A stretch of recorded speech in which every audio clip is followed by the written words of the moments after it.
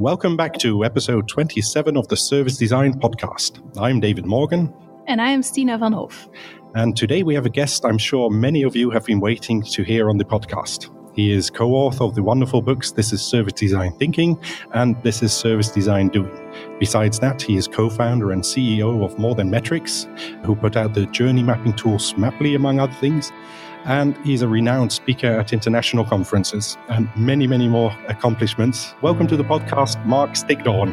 Hey, thank you for having me. Was that a good introduction, or do you want to add something? That's plenty. No, nothing to add. Thanks. Yes. If we start to sum up everything that you've done, it can become quite a long list. So we try to keep it to the biggest things. Yeah, welcome. Where are you calling from in the world at the moment? So I'm in our little office in Innsbruck in Austria. That's a tiny little town in the middle of the Alps. It's beautiful, actually, with high mountains around me here. So it's quite scenery where I am. Ah, that's beautiful. Cool. Nice. I've been there once, and I remember a lot of nice scenery and a lot of nice mountains. Yeah, it is. Super inspiring environment to start all your service design work from. It is. But funny thing, I actually never work around here. So Innsbruck has an airport, and that's an important asset. And we have an internet connection, and that's all we need, basically. Yeah. Yeah, because you're traveling around the world to give courses on service design, but also speak about service design. So where have you been up to lately? To which part of the world have you been? So lately, 2 weeks ago, I was in Amsterdam together with my colleagues Marcus and Adam. Many of you know them as the instigators of the Global Service Jam, and of course also authors of our newest book, This is Service Design Doing, where we gave our This is Service Design Doing executive course. That's actually the course which led to the book later on. So the course came first before we did the book. So it was Amsterdam. Yeah, it's not that far, but beautiful. I think speaking of the book, we'd like to talk a little bit about this service design doing. So could you explain a bit about how you got to the point of writing this new book after having the books This is Service Design Thinking out for many, many years? What was it exactly that brought you to this topic? Yeah. Let's start with the first book, with This is Service Design Thinking. When Jacob and I edited this book, it was in 2009 and then published in 2010. There was not much literature out there. And I was teaching service design at that time at a university here in Innsbruck. And it was kind of strange to teach a subject without a textbook on it. And we were always, and I talked to other colleagues who were teaching service design at that time. And we all did the same thing. We were always pointing towards different blogs and websites as a reference, but it all kept changing all the time. And that was a basic idea of this first book, to kind of capture the state of service design at that time, the year of 2009, 2010. So we had also different authors there. We were 23 authors in total, and it was kind of a collection of different articles, slightly edited, but when you take a look at it, you actually feel that there are different tone of voices in there and so on. Mm-hmm. And it was not a book done by just Jacob and me, so it lacked, of course, consistency. So we always had this in our mind that at some point in the future, we should do another book, but this time with stronger editing, where we really show how to actually do service design, because it's not about thinking, it's about doing. Mm-hmm. 5 years ago, then, I started giving these executive courses together with Marcus and Adam. And as part of these courses, we developed a script. And a few years ago, we had a script of about 70 pages we use in this course. We said, well, that's easy. That's actually the starting point of our new book, because we have hands-on descriptions of each method. And of course, it wasn't easy as we thought at that time. It took way longer and suddenly became a huge project with more than 300 people involved. Mm-hmm. But actually, we really wanted to show how to do service design, describe the tools and methods. How do you plan for such a process? How do you facilitate? How do you bring it into an organization? And at the end of the process, we realized that we have way too many pages, because we had around 800 pages. And that's why we cut out actually what we started with, the methods, and put them on the website for free and just focused on actually everything connecting the different methods. Because I think we have a tendency in service design the last years, especially how consultants promote service design, which is very much method focused or tool focused. It's all about the journey map or co-creative workshop. But actually what service design is, it's much more. It's about how do you facilitate a process where all these tools and methods play an important role, but how do you actually bring a project? How do you develop it further? How do you prototype your ideas? How do you test it? How do you bring it out? Because the idea of a service design project should be to have impact on the user. And that's something the first book didn't really cover. And that's why we said, let's do the second one. And what I like about the second book, it actually is a co-creation project by itself. So you can already see the advantages of co-creation from the book itself. Like, you have a lot of different perspectives in the book, which is super interesting, from all over the world. And you also, by doing this, I think you create already like a common ground all over the world, that this book is something which brings together a lot of opinion, and it is interesting to read, which is actually something we try to do in projects quite often as well. So I think that by itself is already quite an interesting approach to write a book like this. We thought ourselves, who has the authority to write a book about an approach, about service design, when there is no clear definition of service design, when it's an quickly evolving field? Still it is. And we thought it can't be us. We might be the editors. We might be the ones who move this project forward, who offer ideas of how you can do it. But then it actually should be the community who decides what is important and what not, and also offer alternative perspective. And that's why we added in the book these little sidelines where other experts can have comments or tips on it, which are not by us, but to show that there are many different perspectives also within our communities, many different ways to do that. And that's what we wanted to show with that.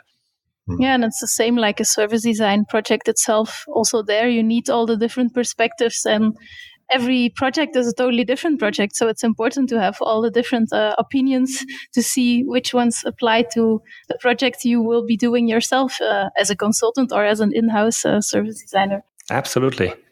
Very interesting. So actually, this week, we saw on Twitter another announcement. Yeah. A third book. Yeah. I mean, it is a third physical book. But I just said that we actually cut out all the step-by-step method descriptions because we thought that's common ground anyway. That's available everywhere. So we don't want to waste space of the book with these step-by-step description. We thought it's nice to offer that for free online. These are like 180 A4 pages. And then we got feedback from readers like, hey, that's awesome that you're offering that for free. But honestly, I would love to have that as a printed book, because that's what I take to workshops as a kind of to-do list for myself. And we even had one tweet, can't remember from who it was, who said, hey, awesome that you're offering that, but actually my printer broke down when I tried to print 180 colorful pages. Could you please publish that as a book? And so we asked our publisher, O'Reilly, what they think about it, because we wanted to keep the free online resource at the same time. And it's not really in the business model of a publisher to publish a physical book of content which is available for free online as well. But they said, yes, sure, let's do that. I think it's absolutely amazing, the support we got from O'Reilly in this process, and that now you can actually buy a physical copy. Whereas if you go on Amazon or any other book store and read the description of a book, it clearly says in the description, this is exactly the same content that you can also download on this website. Yeah. But people like it, and the response we got so far was amazing for that. So, yeah. It's not a third book. It's actually the second part of our second book. Yeah.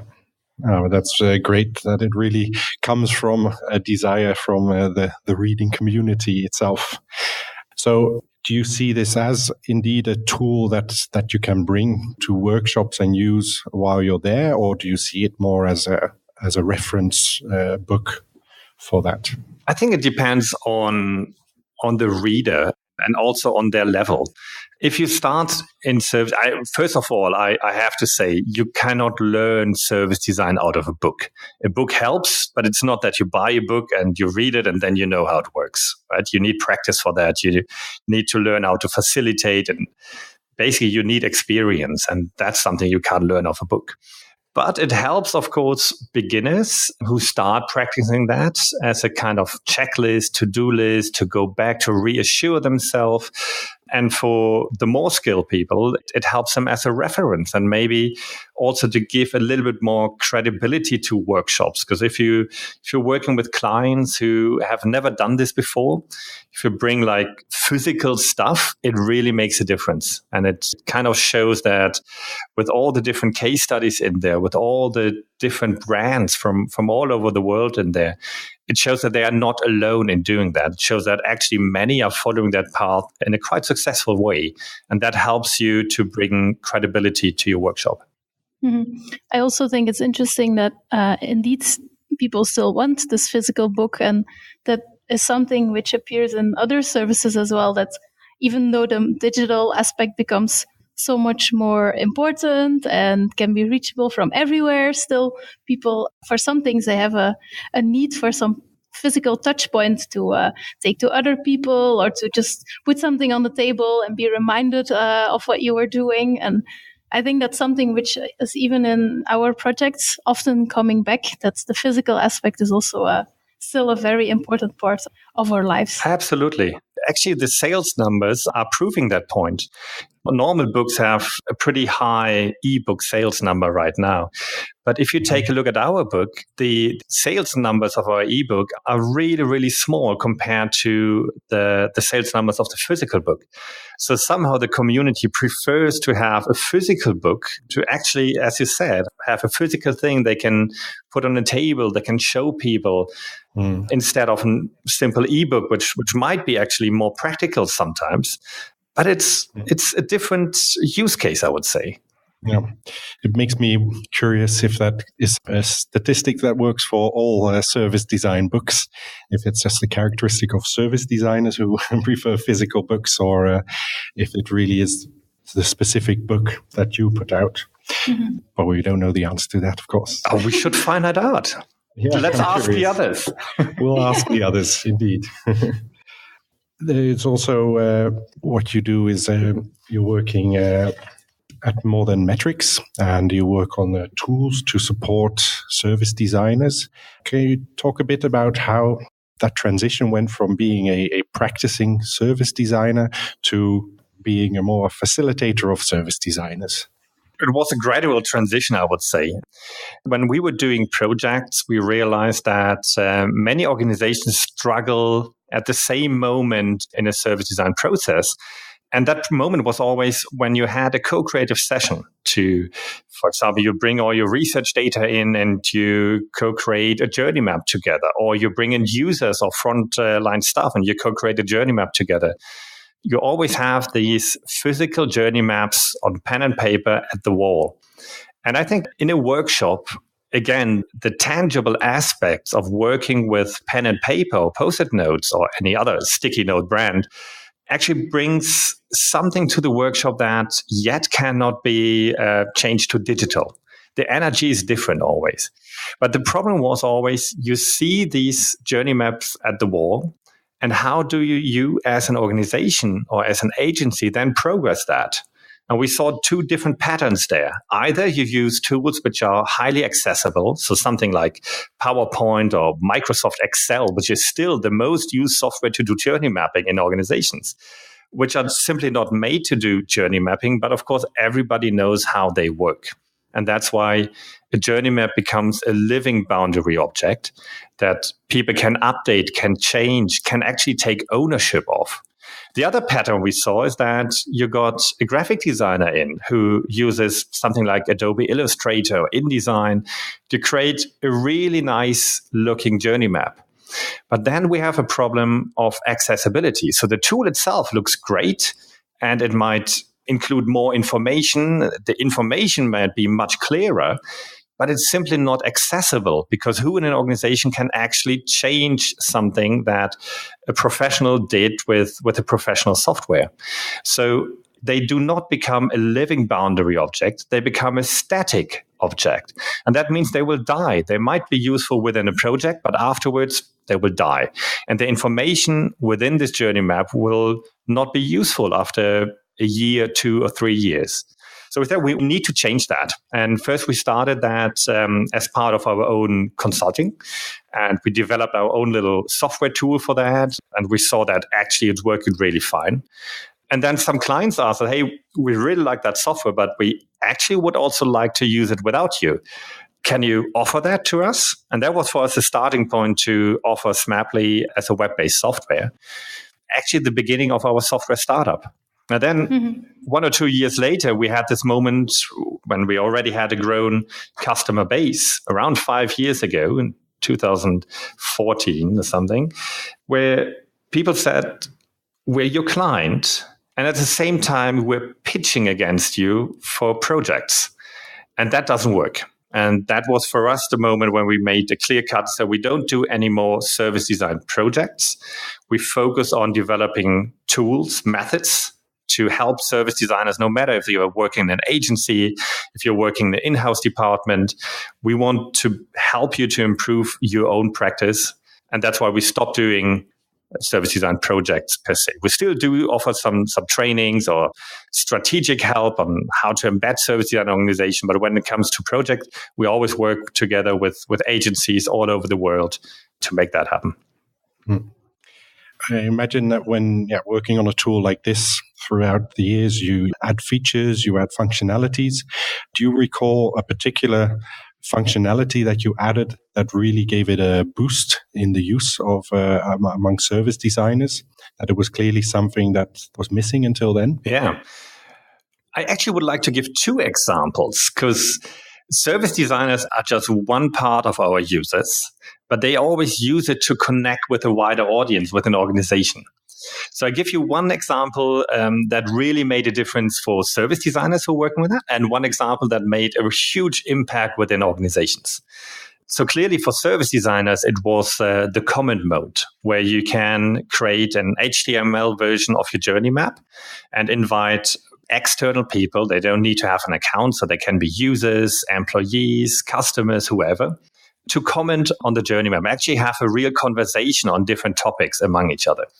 And that really helps people who are doing service design to validate the map, to get feedback on that, to involve different stakeholders within their own organization or within the client organization into their own process, even if you don't have a workshop together. The other example is rather what makes a difference within organizations. Because a journey map as a physical object, you plot it out, it's often like 3-4 meters long. This is classic traditional organizations are not used to. So how do you present customer experiences in organization? It's PowerPoint or Excel. So we included an export function to both Excel and PowerPoint, and you can create immediately a presentation out of your journey map. Whereas one slide is always one step, and you can click through it and tell your story. And that really has a huge impact in traditional organizations because you're using the language they use in middle and upper management. And it translates seamlessly back and forth. And that really made a difference there. Mm-hmm. And can you tell something about upcoming features? Yeah. We're constantly working on that, right? And that was also one of these nice things. I'm sorry, I take a little detour to answer your question.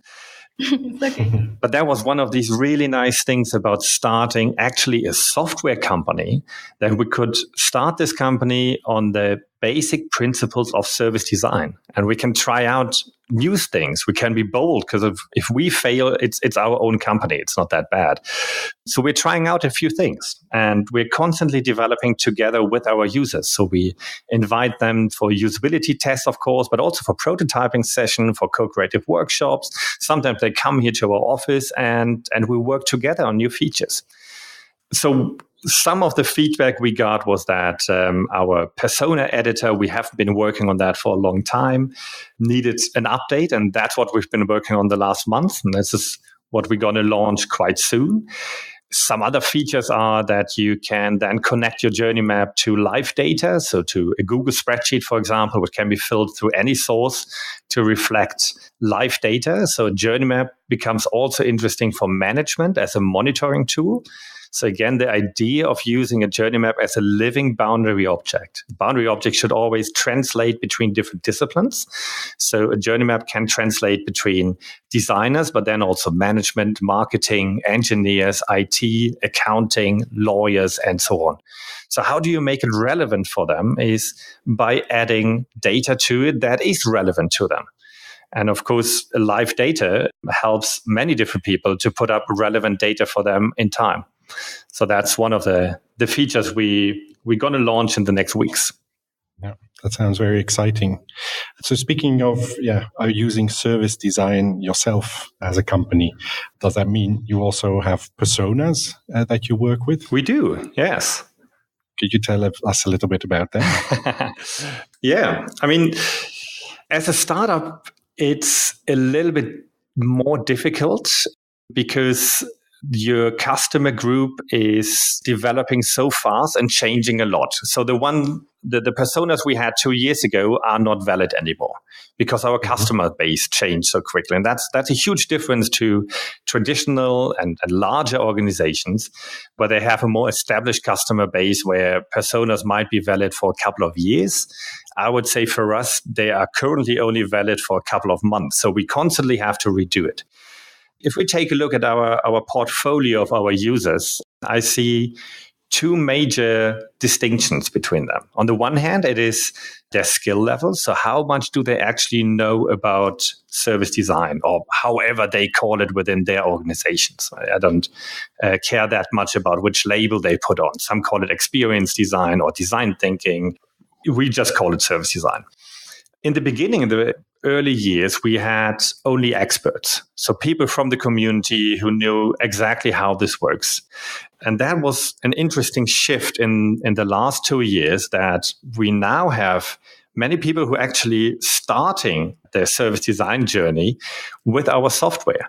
So they Google for journey mapping, for example. They often start with a very specific tool. Then they stumble over our software.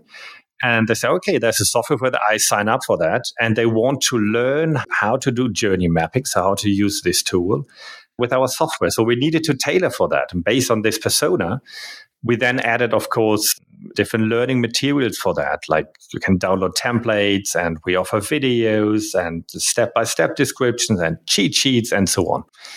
The other dimension is the decision-making power they have within their own organization.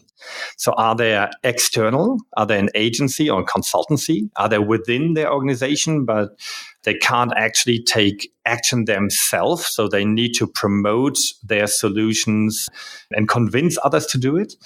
Are they right in the middle where they're always struggling with both sides? Or is it top management where you actually have the power to take decisions yourself, and also where you have your own budget, where you can just sign up for software like that and for training and build your own team and go for it? So these are the two dimensions we use to map out our portfolio. And within this portfolio, you can find then different characters like the one I explained in the beginning. Mm-hmm. So how does this tool, Smaply, actually help organizations in becoming more customer-centric? What does it exactly do to facilitate this? The tool is just a software, right? It's like you're asking, how does Word help you to write a book? Well, it's more difficult without Word, but actually you still need to do it yourself. And the same thing with Smaply. It's a software which helps you to do journey mapping, persona, system maps, and so on. But still you need to do it yourself. You still need to go out and do research and so on. But what it helps is, if you want to bring service design into an organization, many organizations struggle with a very classic push approach, where you want to push that approach top to bottom into your organization. So you offer trainings, or actually you make your team to go to a training, they have to learn it, and they have to practice it. And we saw that failing quite often. Using a software is kind of a sneaky way to bring this way of thinking into your organization without calling it service design. And within our software, deliberately, we're not talking about service design. We stay only on the tool level. So we talk about journey maps, personas, and so on. If now an organization wants to bring service design into their structures, they sometimes use our software as a vehicle. Because if you say we use a new software for journey mapping, people often don't question that because it's a new software. That's what everyone is used to. And if you implement a new software, you get a training for the software. Okay, that's fair enough. And we often start with a rather short training, something like 3 hours or so. And of course, when you learn how the software works, you need to learn how the tool works. So we also talk about the structure of journey maps and what makes a good journey map versus what makes a bad journey map. So we created a little card set, for example, where people can check if this journey map is good. We find that also in our book in chapter 3, where we talk about, is this a current state or a future state journey map? Is it based on research or assumptions? So they have this little deck and they can check any journey map and validate that. Is it a good journey map? Is it useful? Or is it actually assumption-based current state? So it's actually not useful at all. Maybe as a start to do research, but that's it. So by offering that software, people start using these tools. They get a little bit of knowledge, but they will quickly realize that, well, actually what I'm missing to do journey mapping is data. How do I get to data? So you're triggering a process within an organization where they then start thinking about, how do I get to the customer? How do I get customer data here? If that is not a good journey map right now, let's talk about current state journey map representing how a customer experience is right now. That always should be based on research data, obviously. If you don't have that, you might need to talk to other people in the organizations who have that data. So we're actually bridging silos there already. They might need to upgrade their own skills. Say, I need to talk to the user. Am I allowed to talk to the user? So suddenly you realize that you are working within certain boundaries and you start stretching your boundaries, maybe questioning also what you as the team should be allowed to. Because frankly, many people who are doing service design are not allowed to talk to users because it's not part of their job profile. That's a horrible situation. But by triggering that, you're nudging them in a certain direction. That is a sneaky way to bring this way of thinking into an organization. But in the end, somebody needs to do it. Yeah, it's great to hear that you indeed can use this software to implement more user-centered thinking in an organization. But what I'm curious about is what kind of, so you have on the one hand, you have service designers who are using the software. On the other hand, people inside an organization that are not a designer or not a service designer. But what kind of profiles do they have? What kind of people are using the software now? Everyone. That's really interesting. So we have people, of course, working in service design, but they have a different use case for that. They use it to standardize journey maps so they can build on the data of different projects within your organization. But because the software is really easy to use, also people who have never done it use it to try it out for the first steps and then maybe get help in how to improve, how to do it. What's their background is very, very diverse. So it can be design. Designers often think, it's not flexible enough, but actually the standardization is what we need in an organization.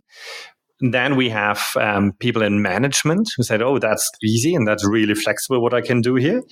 We have people in engineering who use it, who think beyond the technical requirements of their products. Say, okay, what is actually the use case? How do people use later on this product? And how could be my role? So the idea is really that the tool itself, and if you use a software for that, to bridge all the different disciplines. So I can't nail it down on just one user type. And that's a nice thing about that. It is very, very diverse. Okay, interesting. Maybe a more personal question for you.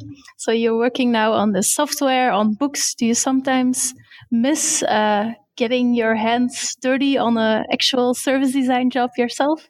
Well, I'm doing that on a daily basis because we practice here service design. So actually, I'm not missing it. I'm still doing that.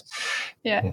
Plus, I'm working with so many great organizations all over the world, where we then partner up with other agencies, where I actually see many more projects now, even though it's not me personally doing everything anymore, but I see so many now.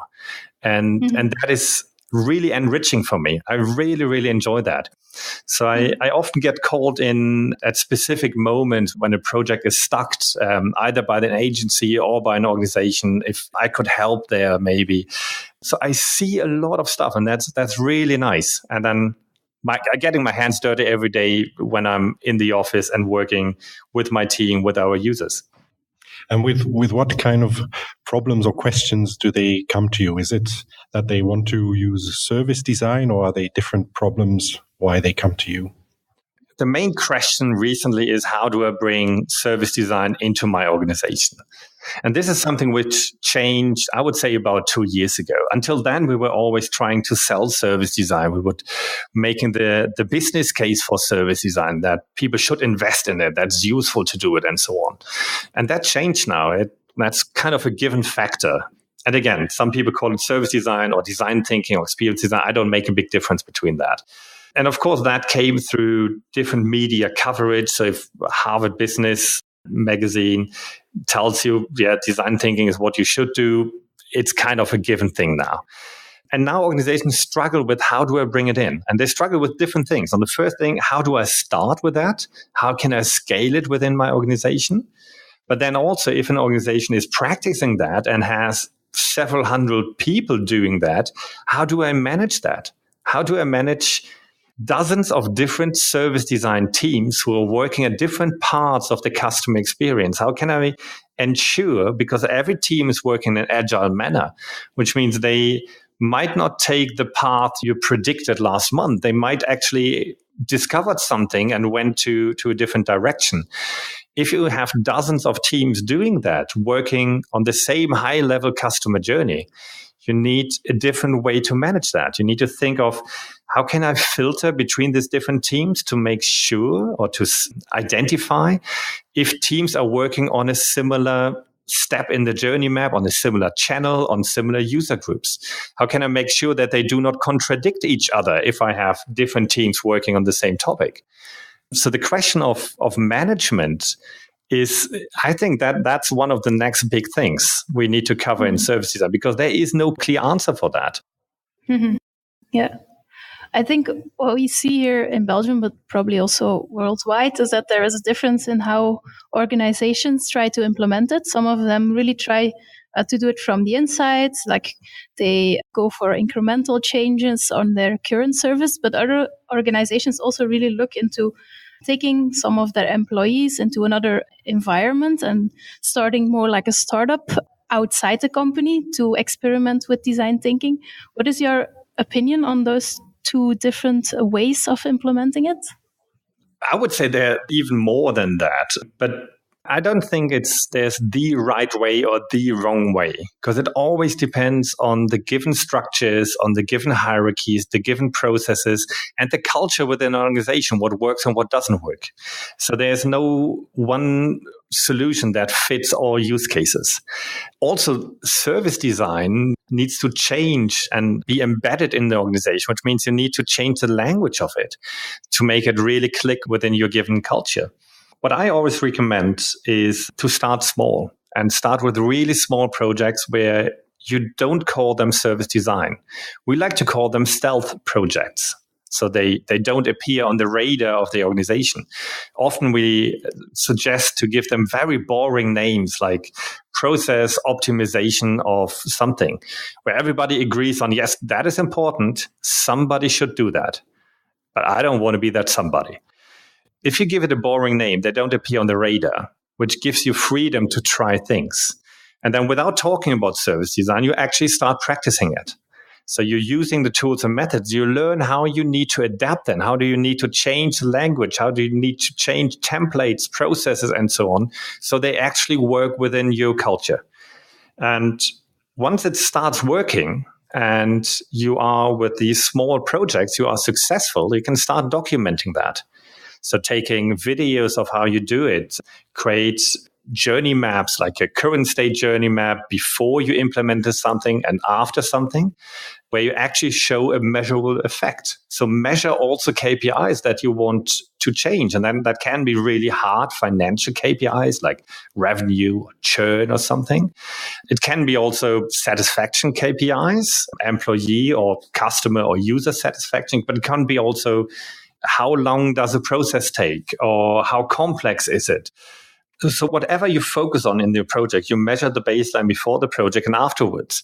Because one question you will always get is, what is the return of investment if we do this service design? And that's a question you can't answer in general. What is the return of investment of management or marketing? Just in general, you can't say that. But you can calculate that per project. And if you know that you will get this question, if you want to implement it and scale it within an organization, you need to have answers for that. But you need to have these answers from within of your own organization. It doesn't help you if you show, well, for Google in this project, it was that. That doesn't help you because organizations are different. And they would tell you, well, yes, but we're not Google. So how does it look like here? And that is an answer you need to provide before you can actually really start communicating it. Once you can that, then you can start communicating and build your own community of practice, connected with the outside world, connected with the wider community of service design to keep the skills scaling up within it and so on. You touched on this topic in the Human-Centered Design podcast as well, which I recommend to our listeners to listen to as well. Yeah. And you'd also talked a bit about that you need to change the KPIs of the people working in the organizations to include things like customer satisfaction, etc., that these KPIs of individuals actually support collaborating across silos, etc. How do you go about making a change like that, like getting the KPIs of the people in a company to actually change? So that is nothing which happens overnight, obviously. And you need already substantial management buy-in to tackle that. What I see in an organization, if they include any kind of satisfaction KPI, and let's use the bad word of NPS here, if you connect NPS to the incentive of management, it has certain effects. So what you will see then is that management gets interested in how can I change this KPI? Not so much in how can I impact customer experience per se, but how can I change this KPI? And what you will see is that programs get started about driver programs. So what are the drivers behind these metrics? And then these drivers, these are often mathematical ways to calculate which topics influence an NPS score. And if you identify that there is something influencing the NPS score, they will change this. But they will only focus on how can I impact this single KPI. And that then results in stuff like you go to a car rental company. If you rent a car, they will pass over you the contract and say, oh, and by the way, you will get a call tomorrow. They will ask you how satisfied you are, 1 to 5. Please answer 5. My salary depends on that. That is something you see across all different levels, right? On the front line, but also on the top management. You see that project arising. How can I hack this KPI instead of how can I have an impact to the customer? So what helps is if you change the KPIs to become cross-silo KPIs. If you base your KPIs on the events, on the needs of users, instead of having a KPI around management, and that's what you need to change. So is it an inside-out perspective or is it an outside-in perspective? If you implement KPIs that cross different silos, like a general one, how easy is it to buy your product and use it for the first time? Suddenly you're connecting many different silos.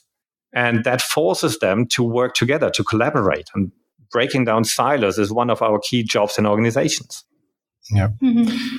A lot of our listeners, they are service designers. And what would you recommend to them to start doing these kind of things? Because this is really a next level service design, I would say. Like even involving management, talking about KPIs is not what most service designers are doing at the moment. What would you say they should start doing more to get to this level? Learn different languages.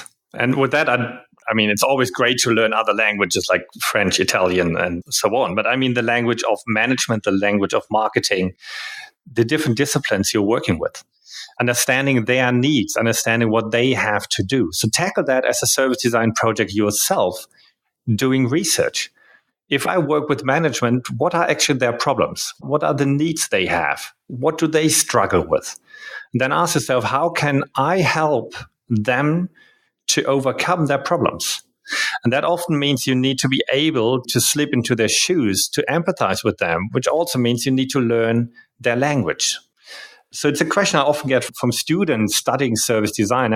I always recommend to learn other languages. And those who are really successful are often the ones who can bridge between different disciplines, different languages. Mm. I think one thing, in a way, we're in luck here in Belgium that there is no service design school. There's no course to actually learn service design. So everybody who comes to work here comes from a different background. And I notice indeed that at the start we had more people coming from design backgrounds, but now we are finding more people joining us with a more business-oriented background. And I indeed see that's really valuable, getting those languages together. So I think that's a very good advice. And I think that's also something which changed over time. If I remember teaching service design like 10 years ago, I was invited to teach at a design school. And beside talking about the obvious tools and methods, I also put in some very basic management stuff of like cost and revenues and so on. And the students just looked at me like, what the heck? Why are you telling me that? This is so boring. But then if you actually do projects, you realize that is part of it. You can't design a service without thinking and understanding about the business model behind that. So you need to understand, if I implement that, how much that is cost and will it pay off? That is, for me, one of the basic languages we need in our team. That doesn't mean that everybody needs to be an expert on it. But in a team, you need to have at least a basic level of that language. You're talking about teams. We are a service design agency. We work for big organizations. What we at the moment try to do is we make a team with some of our experts, some of their experts, and then we join together. But questions we often get is like, should we move service design more in-house and make sure that we have a team inside our organization, or should we keep on using consultants that advise us from the outside? Do you have some experience with that? And could you answer that question for them? I know it will probably not be one or the other, but... If I have to choose between the two, it's definitely the first one. It's going in-house. What many agencies are afraid of if they build up competence quickly in an organization is that they actually put themselves out of job. But that won't happen. If you build up competence within your own organization, you always need this outside perspective. There's always projects where you need help from outside. So if you have a skilled in-house team working with an agency, they share the same language, the language of service design. They can work together much more efficiently. And actually, as an agency, you can focus on the stuff which is really cool, which is also more fun. So I would always say, yes, include it in-house as much as possible. But there are always projects where you need help from outside, where you need agencies. And what we see in the market now is that more and more design agencies start to specialize on specific industries, for example, like tourism, banking, financial services, health services, and so on, but also focusing on becoming a translator to certain disciplines, like service design and law, for example, which is great. So we see a more fragmentation and differentiation, but also specialization there. And I think that's something really valuable for us as a community as a whole. Mm-hmm. If we talk about bringing service design in-house, there's of course also different ways of doing that. Some companies are really hiring service designers. Others are more making sure that the skills are like divided into small bits and pieces, and that people who are already working and have different roles will cover those different skills. How do you look towards that?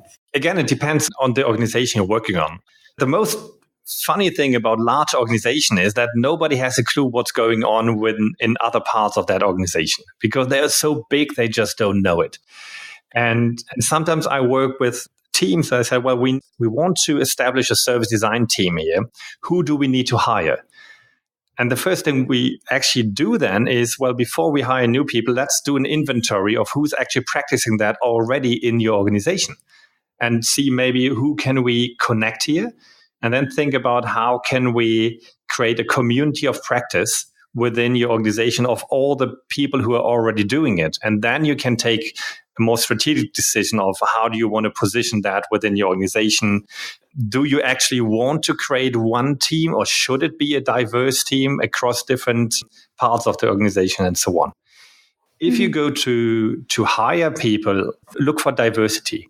So people with a diverse background, and not all like-minded designers coming from a design school, even worse, from the same design school, but rather look for diversity in your team, have different backgrounds. Make sure they all speak a common language. So let them go through some common training to make sure that they all speak the same language. But having people from different backgrounds is what really, really makes a difference. So one theme that has been recurring in different episodes of this podcast is the differences around the world in service design. You have a unique perspective of being involved in projects in different parts of the world. Is there anything that you've noticed that's different with regards to service design in different parts of the world, or things that are universal, perhaps? Well, I think it's always a question of personality. Are you a splitter or a lumper? So are you someone who looks for differences between that, or are you someone who rather looks for commonality between that? And I'm a lumper. So I always look for which aspects do we actually have in common? Where do we share, and how can we build on that? Whereas others want to have clear definitions and clear distinctions. So if I take a look at what we have in common, it's actually much wider than just service design, because we have so much in common with anybody working in agile or lean, all the big buzzwords out there, because we all work in iterations. We all believe in involving users. We all believe in experiments, and instead of pre-planning a whole project, start with small steps. And I think that's common ground also beyond service design, but again, with different terminology and maybe with different tools and methods. If we take a look at geography, the wording might be different. So in North America, it's often rather called experience design or design thinking, whereas in Europe, it's more called design thinking and service design. So the language is definitely a thing there. Probably also because we have a different understanding of the word experience than others have. And are some countries more mature in service design than others? I mean, obviously Europe and North America is pretty far. What I always think is really interesting, when you talk with anybody from Australia, they will always tell you we are at the end of the world and nothing is going on here. But actually they are kick-ass. They really are top-notch in service design, I would say. But if you talk to them, they're always very humble and say, yeah, well, we're at the end of the world and no, we lag so much behind. No, you don't. I just tell you that right now. So what's coming up for you? Are there any conferences where people will be able to see you? Are there any courses they can follow? Yeah, so normally the fall is always the big conference season with really great conferences coming up, like the Service Design Global Conference or Service Design Network, Design Thinking Conference in Amsterdam, or the Service Experience Camp in Berlin, Service Design Days, and so on and so forth. But actually, for personal reason, I will skip all of that this year because in October, we are expecting our little daughter. And that's why I skip all conferences and have my own project right here. Yes, that is wonderful. But what's coming up then is, of course, we will have another edition of our This is Service Design Doing executive course.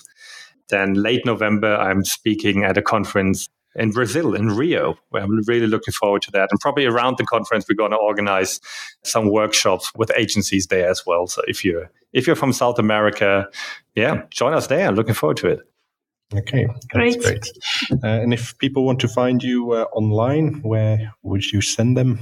So Twitter is always good. It's Mr. Stickdorn, Mr. Stickdorn on Twitter, on LinkedIn, or just on our website, smaply.com, and just send us an email.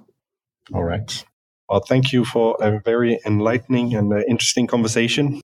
I wish you best of luck with your daughter. Yay! Looking forward to it. Yes, the best project. It is, eh? Yes. Cool. Thank you so much for the conversation. Thanks so much for having me. Okay. Bye. Bye-bye. Bye-bye. The Service Design Podcast was brought to you by the Service Design Network and Night Moves. For more information, previous episodes, or to join the conversation, please visit servicedesignpodcast.com. For more information about the Service Design Network, visit service-design-network.org, and for Night Moves, visit nightmoves.be.